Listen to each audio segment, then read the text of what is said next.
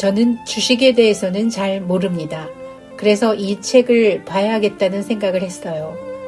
제가 잘하는 일이 책을 읽는 것이거든요.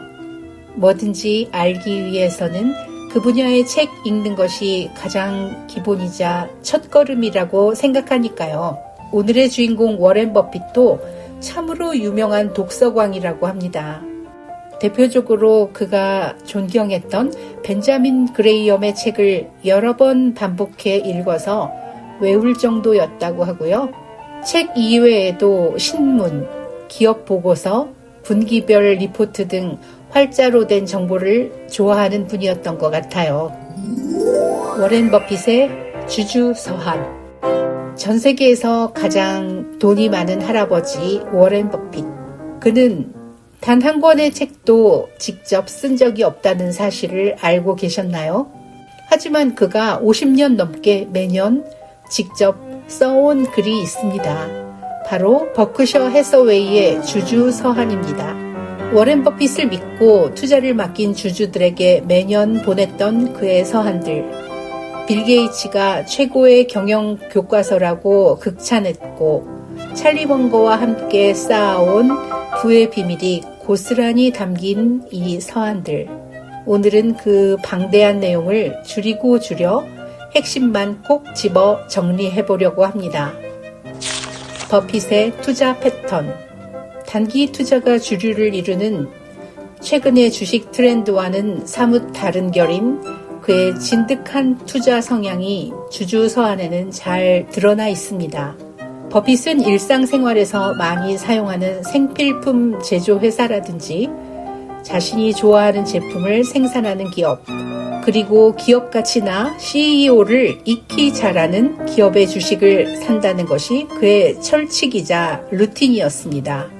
예를 들면 코카콜라 주식은 1988년 처음 매수한 이후 38년째 단 한 주도 팔지 않았습니다.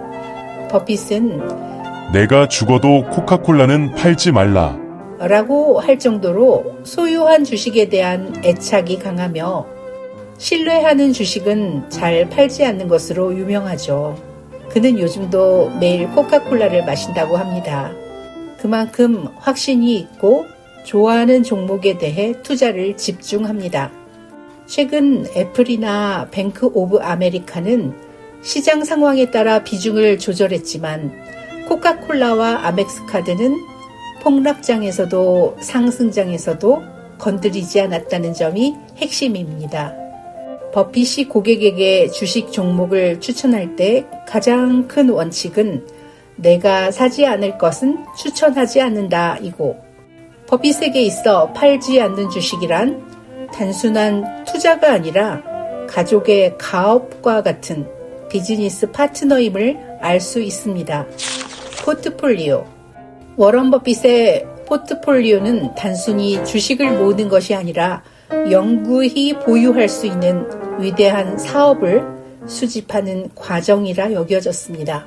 상위 5개 종목이 전체 포트폴리오의 약 71%를 차지할 정도로 확신이 있는 곳에 집중 투자합니다. 그의 투자 핵심 포인트를 5가지로 요약해 볼게요. 핵심 포인트 1. 사업가의 관점으로 주식을 보라. 주식은 단순한 숫자가 아니라 기업의 일부입니다. 버핏은 주가 변동에 일희일비하지 말라고 경고합니다. 그는 스스로를 자본 배분가로 정의하며 투기꾼이 아닌 사업 소유자의 마인드를 강조합니다. 그의 말을 빌리자면 주식을 사는 게 아니라 비즈니스를 사세요. 이해하지 못하는 사업에는 1달러도 태우지 않는 것이 나의 철칙입니다. 핵심 포인트 2. 해자가 있는 기업을 찾아라. 해자란 성벽 둘레에 파놓은 연못을 말해요. 적이 쉽게 접근하지 못하도록 성을 요새로 만드는 중요한 조건이죠. 기업 측면에서도 경쟁자가 쉽게 넘볼 수 없는 무엇인가, 즉 경제적 해자의 중요성을 말합니다. 코카콜라나 시즈캔디처럼 강력한 브랜드 파워나 독점적 지위를 가진 기업을 그는 선호합니다. 아무리 수익이 좋아도 진입 장벽이 낮으면 결국 무너진다는 것이죠. 진입 장벽이 높고 그 안에 뛰어난 경영진이라는 수문장이 있는 기업을 고른다는 것이 그의 투자 안목입니다. 핵심 포인트 3. 시장의 공포를 이용하라. 남들이 탐욕스러울 때 두려워하고 남들이 두려워할 때 탐욕스러워져라. 버핏은 시장의 변동성을 위험이 아닌 기회로 봅니다. 2008년 금융위기 때 그가 막대한 현금으로 우량주를 쓸어 담았던 사례들을 보면 알 수 있습니다. 가격은 당신이 지불하는 것이고 그 가치는 당신이 얻는 것입니다. 주식 투자는 가격이 가치보다 낮아질 때까지 기다리는 인내심이 바로 핵심입니다. 핵심 포인트 4. 실수를 인정하는 정직함. 완벽한 투자자는 없습니다. 다만 실수를 빨리 바로잡을 뿐이죠. 주주서한의 매력은 버핏이 자신의 실수를 가감없이 고백한다는 점입니다. 덱스터 슈즈 인수 실패 등을 어떻게 처리해 나가는지를 보면서 행운의 여신에게도 한계가 있다. 라는 그의 겸손과 솔직한 경영 스타일을 알 수 있었어요. 버핏은 실수를 통해 배우는 과정을 주주들에게 공유하며 신뢰를 쌓았습니다. 핵심 포인트 5. 복리의 마법과 인생의 지혜. 투자는 결국 시간과의 싸움입니다. 90세가 넘은 버핏이 여전히 강조하는 것 중 하나는 복리의 중요성입니다. 그는 젊을 때부터 사소한 씀씀이를 대폭 줄였습니다.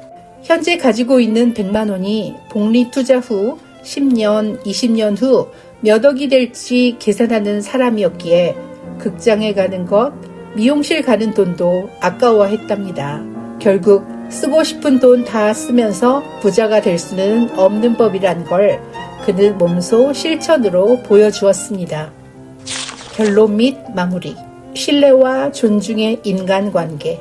주주서한은 단순한 투자 기술서가 아니라 정직함과 인내라는 인생의 가치를 가르치는 철학서라는 느낌까지 줍니다. 찰리 먼거 역시 버핏과 궤를 같이 하며 커리어를 위해 다음의 3가지 규칙을 지킬 것을 조언했습니다. 본인이 사고 싶지 않은 물건은 남에게 팔지 않는다. 존경하거나 감탄할 수 없는 사람 밑에서 일하지 마라. 함께 즐겁게 일할 수 있는 사람하고만 일하라. 현대사회에서 이런 사람이 몇이나 될까 하는 의문이 앞서지만 적어도 내가 함께 일할 사람을 선택하는 기회가 주어진다면 이 조언을 되새길 것 같습니다. 정직함이 없는 사람에게 지능과 에너지가 있다면 그 2가지 자질이 당신을 죽일 것입니다. 정직하지 못한 사람을 고용할 거라면 차라리 그가 게으르고 멍청하기를 바라야 합니다. 버핏이 말했습니다. 버핏은 이렇듯 동료에 대해 명확한 가치관이 있었습니다. 워렌 버핏과 찰리 먼거의 파트너십을 보면서 60년 동안 긍정적인 시너지를 줄 수 있는 상호관계의 중심에는 신뢰와 존중이 있었다는 것을 깨닫습니다. 저는 송기령 작가의 시대예보 시리즈에서 건져 올렸던 경량 문명에 대한 통찰을 기억합니다. 또 그 논리에 동의하는 한 사람입니다. 그렇게 AI와 작은 조직이 대세가 되어 가볍게 움직이고 빠르게 변화하는 요즘 시대에 이 책은 조금 다른 숨을 불어넣는 것 같습니다.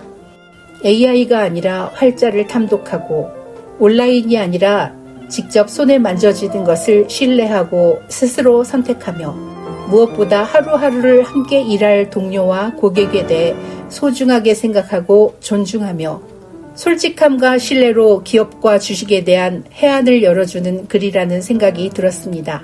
버핏은 말합니다. 오늘 누군가 그늘에 앉아서 쉴 수 있는 이유는 오래전에 누군가 나무를 심었기 때문이다.